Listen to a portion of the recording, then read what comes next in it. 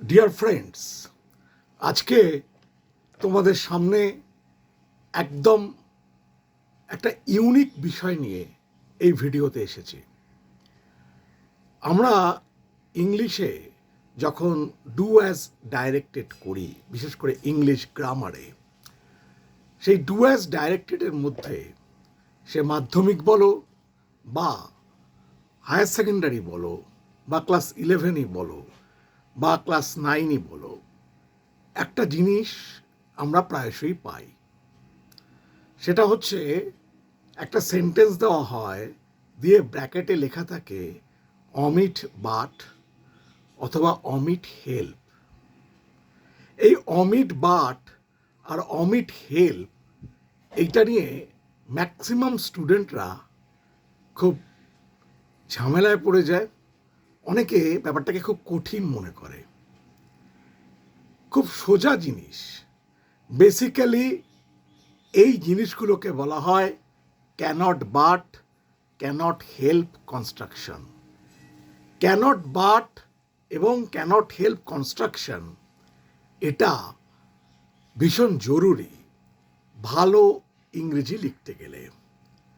আমি আবার বলছি, ক্যানট বাট এবং ক্যানট হেল্প এই কনস্ট্রাকশনটা যদি তোমরা একবার শিখে নিতে পারো, তাহলে কিন্তু দেখবে একটু স্টাইলিশ ইংলিশ লিখতে সুবিধা হবে এবং অনেক জিনিস সঠিকভাবে এক্সপ্রেস করতে পারবে। প্লাস গ্রামারে নম্বর পেতে সুবিধা হবে, কারণ গ্রামারে ডু অ্যাজ ডাইরেক্টেডে মাধ্যমিকেও আসে এটা, এবং 11 বা 12এও এটা আসে। সুতরাং এটা যে কোনো বোর্ডেই আসে। এটা মানে যে West Bengal board, ICSE board বা সিবিএসসি বোর্ডের নিজস্ব কোনো ব্যাপার তা নয়, যে কোনো বোর্ডেই এটা আসে। এবার আসা যাক যে ক্যানট বাট এবং ক্যানট হেল্পের ব্যাপারটা কি। ধরা যাক আমি একটা সেন্টেন্স বলছি, খুব মন দিয়ে শোনো।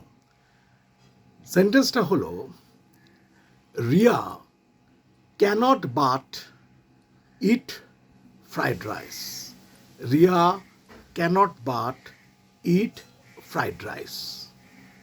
রিয়া ফ্রাইড রাইস না খেয়ে পারে না, মানে তার সবসময় ফ্রাইড রাইস খেতে ইচ্ছে করে, বা ফ্রাইড রাইসটা খাওয়ার সুযোগ পেলে সে না খেয়ে পারে না, তাই খেতেই হয় আর কি। Riya cannot but eat fried rice, এটা তোমাকে দেওয়া রয়েছে। এবার ব্র্যাকেটে বলা হলো যে অমিট বাট, বাটটা তুলে দিতে হবে। তুমি কি করবে?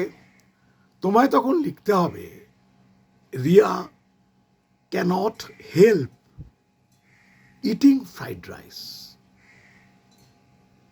Riya cannot help eating fried rice. কেন তুমি লিখলে ইটিং? বাটের পরে তো শুধু ইট ছিল। এখানে হেল্প নিজে একটা ডু ভার্ব, সুতরাং তার পাশে যদি তুমি শুধু ইট লেখো, দুটো ডু ভার্ব পাশাপাশি বসছে, যেটা বসানো যায় না। তাই জন্য তুমি Riya cannot help eating fried rice লিখলে। আরেকটা এক্সাম্পল দিচ্ছি, ধরো Tapan cannot help playing football. Tapan cannot help playing football. Tapan football না খেলে পারে না। Tapan cannot help playing football. কি বললাম কথাটা? Tapan cannot help playing football. Tapan football না খেলে পারে না।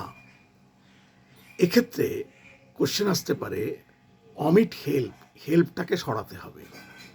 তোমায় লিখতে হবে Tapan cannot but play football. দেখো এখানে বাটের পরে কিন্তু প্লে বসলো, কারণ বাট এখানে কনজাংশন, বাট ভার্ব নয়, তাই তুমি নিশ্চিন্তে প্লে বসাতে পারছো। এই ছোট ছোট কয়েকটা জিনিস যদি একটু মনে রাখো, তাহলেই ক্যানট বাট ক্যানট হেল্প সহজে করতে পারবে, একদম বাজি মাত করে দিয়ে আসতে পারবে। ভিডিওটা ভালো লাগলে বেশি বেশি করে লাইক, শেয়ার এবং চ্যানেলটা সাবস্ক্রাইব করতে ভুলো না। ভালো থেকো।